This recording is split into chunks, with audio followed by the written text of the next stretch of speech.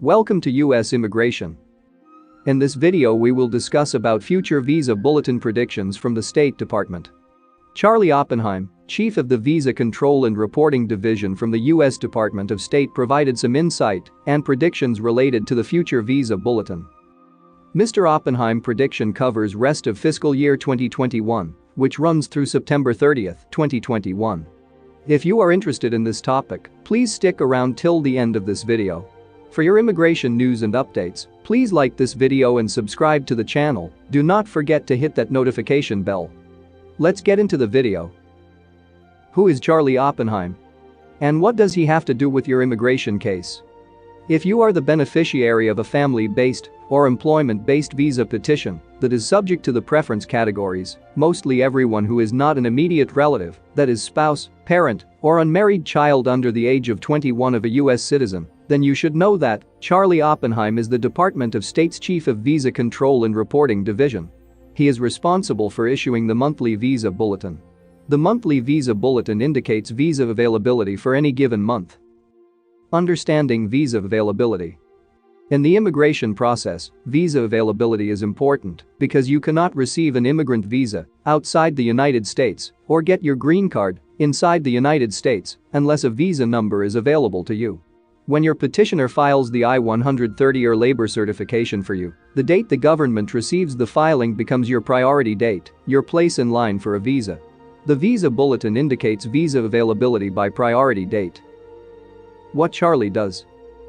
Charlie, he issues the visa bulletin each month around the 10th of the month for the next month and fixes the dates on the bulletin based on demand for visas. Since these visa categories are numerically limited, meaning that only a set number of visas are available each fiscal year, the more demand, the more the dates will move backward or stay the same. If there is less demand, the dates move forward. It is impossible to predict the future, we all know, yet many of us still try to do it in one way or another. We love to hear correct predictions, even though most who attempt it tend to get it wrong. But Charlie, being the chief of the Visa Control and Reporting Division from the U.S. Department of State, he can provide some insight and closest predictions related to the future visa bulletin based on the trends he sees. Important responses from State Department is trimmed and presented in this video. State Department will hold future sessions soon after the visa bulletin is published. The information regarding that will also be published in the visa bulletin. As per the State Department, usage of family-based visas remains low. The usage of family-based immigrant visas remains low due to the ongoing pandemic. This is because over 95% of family-based immigrant visas are processed by consular posts overseas, many of which have very limited visa appointments available. Advances in the family-based category are anticipated in May. Let's get into family-based questions and responses from Charlie. Will State Department process work authorization EAD? It's very important to remember that the USCIS and the State Department are in two entirely different operations. So the USCIS governs the applicants once they are in the U.S. and the processing of applicants in the U.S. for adjustment of status. So the EADs, etc., would be under their control.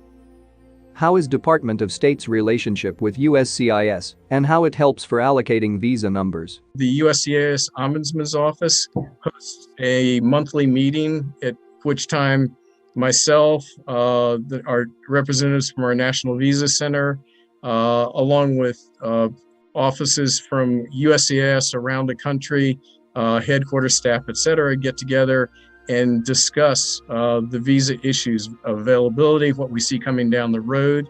Those and the general meetings directly with USCIS offices have increased since the pandemic began to try to so that we could maximize number use and kind of coordinate the movement of the many of the final action dates for employment so that we could maximize the number use given the situation. So I'd say it's a very good relationship. They're very forthcoming with the information whenever I request it, and I exchange information with them as well. What is the visa limits for the year 2022? Limits for 2022 Based on the current INA guidelines, I expect the family annual limit to be at least 226,000 and the employment limit to be at least 275,000. Okay. I will know more in terms of those projections for the limits as the year goes on, and seeing how many numbers are able to be used in the family side. Because again, any unused family numbers will fall across and be added to the baseline 140,000 annual limit for employment. And that's why we have such a high limit this year. How the family-based dates are going to move. Why didn't the family dates move during the first quarter and it moved recently? And the reason being that by moving the dates during fiscal 2020, I built up enough pending demand if we were processing to utilize all of the available numbers that were for the first quarter of fiscal 2021. Moving into the second quarter, I needed to generate additional demand, and that's why we've seen some limited movement in the family-sponsored categories in recent months. I think that based on the April movement of the dates, that I will most likely have enough numbers for the remainder of the year, possibly have to move a few of the dates on a worldwide basis for May, but probably hold after that. The exception being for Mexico and the Philippines, I do believe that I will continue to advance those family-sponsored final action dates for the foreseeable future because demand by applicants is really insufficient to utilize all the available numbers if we were able to be processing the cases. Why F4 dates are moving slow. Several years ago, we had little demand coming in for the family fourth preference category. Our National Visa Center sends out letters to applicants based on the application filing dates. They tell the applicants that you need to start assembling and submitting certain required documentation. The applicants do so, and once they are fully documentarily qualified, that those cases are then reported to me for consideration in the movement of the dates in the future and allocations. Unfortunately, the National Visa Center was not seeing a very timely response to notices they were sending out to applicants in the fourth preference. So we had to advance that family fourth preference date very rapidly to kind of tap into the pool of people that had replied in order to maximize number use under the annual limit. Then suddenly, about 15 months ago, the fourth preference applicants finally started responding in a more timely manner. And therefore, we had a larger amount of numbers or demand for a limited amount of numbers. And that's why I had to slow down the movement of that date. Why all the family-based visa numbers are not used each year. Again, there are times when the demand is insufficient to utilize all the numbers. A perfect example is the family 2A category. That category has been current since July of 2019.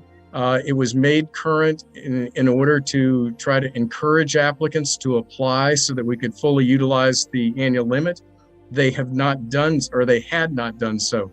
We now, basically because we haven't processed many cases since March of last year, we now have sufficient demand. But again, the reason the limits weren't reached primarily were in that second preference category. We didn't have enough demand. Another thing is, it's important to remember that when I set the September final action dates, I have to make estimates of how many numbers I think are going to ultimately have been used during the month of August, and how many numbers will be used during September, including return rates. And so if those estimates prove to be incorrect, we may have insufficient number use in September, which could bring us down under the limit. And there's also often issues that occur during the month which would impact the historical return rates or number use rates on which I base many of my projections. How the F3 visa will move this year. as I mentioned earlier, I think that although there may be some minimal movement for May, then I believe that movement of most of the family dates on a rest of world basis will pretty much hold for at least the early part of the summer. If the decision was made to recapture the wasted visa, how long does it take to adjudicate them? In terms of recaptured numbers, that would require legislative action. That's only been done twice in the past, the last time in 2005. Again, it's important to remember that most of or all of our overseas posts, and I would have to assume the same is true for the USCIS offices, everybody is already working at peak capacity. So providing, say, 200,000 extra family numbers to the limit doesn't necessarily mean they're going to be able to be used, at least in a given year. So, given the unless there were staffing increases, et cetera, or other issues, it's hard to say how long that would take. We're only processing, the State Department on our side is processing about 200,000 maybe family sponsored preference numbers on a year. So if we're maxing out at that point and you give us an additional 200,000, you kind of see the situation, right, given the current staffing issues. Let's get into diversity visa questions. What is the projection related to diversity visa? Yeah, the diversity visa rank cutoffs will continue to advance, and I expect all of the regional dates regional cutoffs to be current no later than June. Why diversity visa has to be used within fiscal year? Can it be frozen? The Immigration and Nationality Act has strict rules on how the numbers are used, and the limits are on a per fiscal year basis. This COVID issue, which impacted processing during fiscal 2020 and has to this point this year, this is a totally unprecedented issue that was never foreseen, when the Immigration Act was originally written. So it's kind of a learn as we go type of situation in many of these. But I can say that the immigrant visas are normally issued with a 6-month validity and during the course of the year. So if somebody, say, was issued in October, they would have had a 6-month validity. If they weren't able to travel during that time for whatever reason, they could check back with the embassy and it could potentially be reissued for an additional 6 months validity from there. But again, as you mentioned, you can see information on this would be on our travel.state.gov website if there's any updates on the policy on this. What is the advice for DV category? Yeah, one thing I would mention on the DVs, in terms of the applicants, again, have to submit certain required documentation.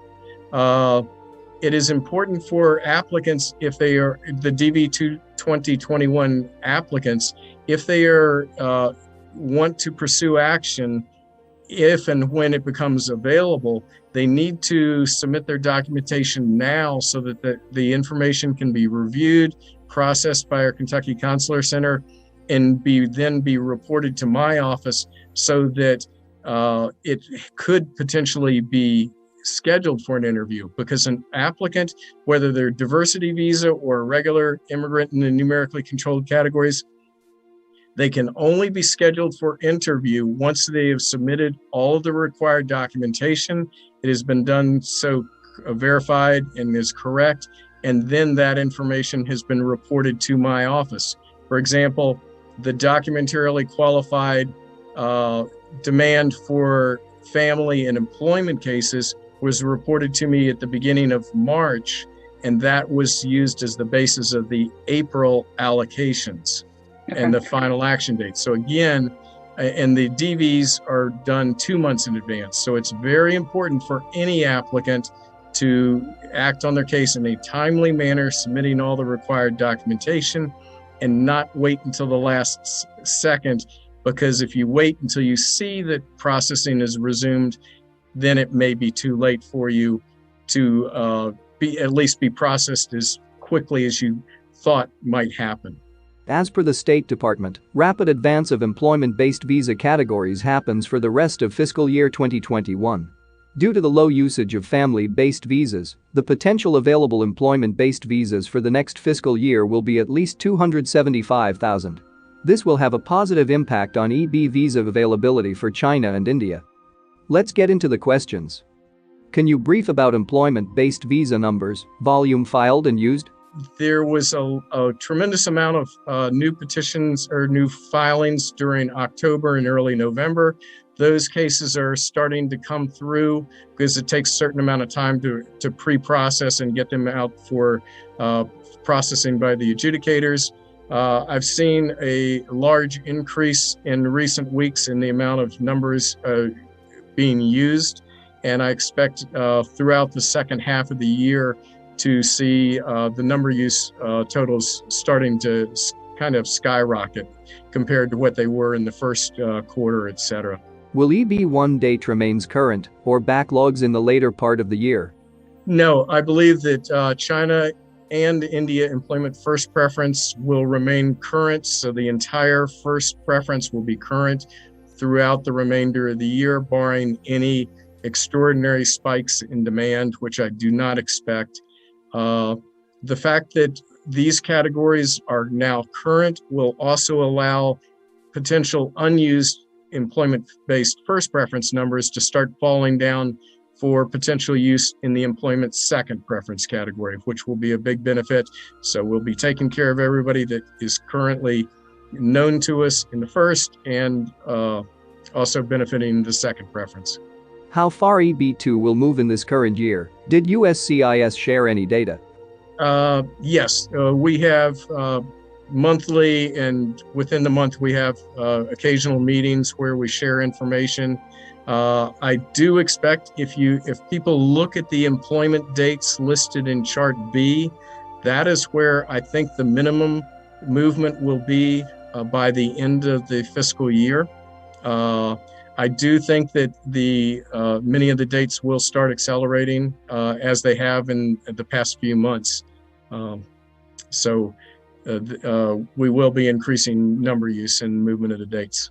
Will EB4 movement continues in the same pace? I think they will continue for probably at least another couple months. As right now, we do not have as much demand as I had expected based on the previous movements. So I'm continuing to advance these dates in an effort to generate new demand and try to maximize number use so that we can get as close to the limits as possible. So I think that people should expect them to continue for at least the next few months, and probably at a pace consistent with recent months. Do you have the numbers for EB5? Will that continue to move? I can't provide you with exact numbers. We don't do that in terms of the amounts. I can say that I do not expect the China employment fifth preference date to advance for the foreseeable future, most likely the entire fiscal year. We do have, I will give you a ballpark figure, we have over 9,000 China employment fifth preference applicants who are ready to go. They're within the final action date for China, but we're not able to act on them at this point. That is a sufficient total that I need at this point in the year, given the annual limit and the fact that there may be somewhat limited otherwise unused numbers if processing resumes. With Vietnam, that date will continue to advance at a steady pace.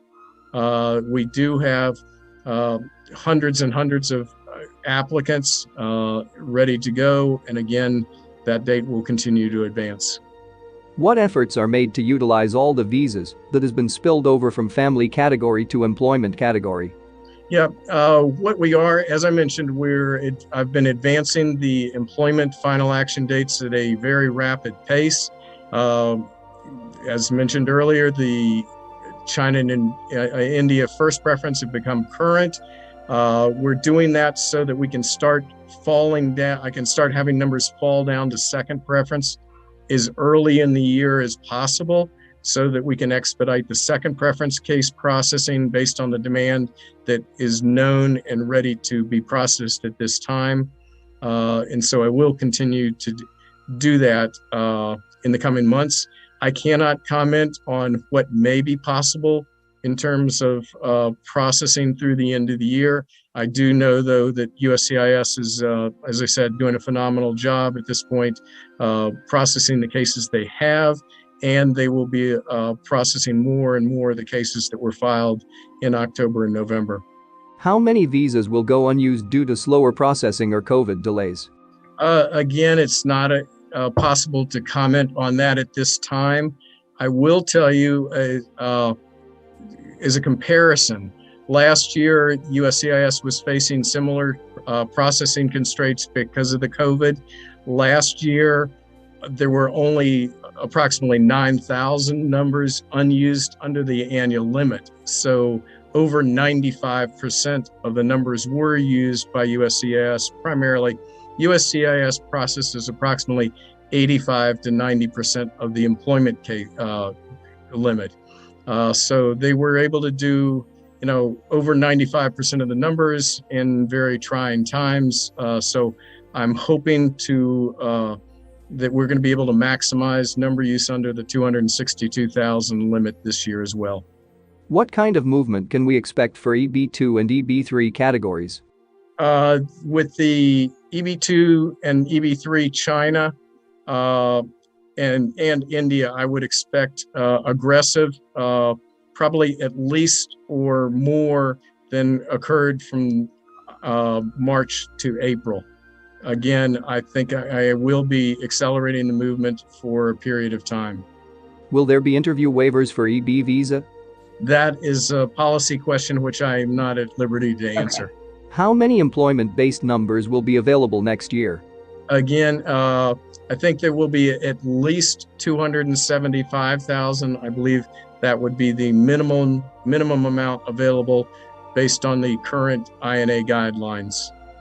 And that total is subject to expansion, depending on how many unused family numbers there end up being. And again, I will continue to monitor the quote unused family numbers in the coming months. And in early summer, I should be able to have a pretty firm estimate on how many numbers are likely to be unused and then therefore added to the employment limit for 2022. Why EB2 is moving slower than EB3? At this point, we have fewer applicants that are ready to be processed immediately in the third preference. So we're able to move that third preference India data at a faster pace to, again, kind of tap into the pool of people that are ready to be fully adjudicated. We are finding, and the same thing happens with the China third preference, although we are seeing in both the China third preference and India third preference, where those dates are more advantageous than the second preference date, we are seeing applicants are downgrading their status. And unfortunately, I don't have visibility in terms of the amount of applicants downgrading until they actually basically hit my database that the number has been used in the second or in the third preference instead of the second. So that is one of the things I kind of watch out for and will sometimes, have to be taken into consideration in the movement. Again, the India second preference had a dramatic move for the month of April, and I believe it will again for the month of May. Hope the information presented in the video is useful. U.S. Immigration Channel will be releasing a video when additional information is available on any of these program or regulations. If you have not subscribed, please like this video and subscribe to the channel. Do not forget to hit that notification bell. See you soon in our next video.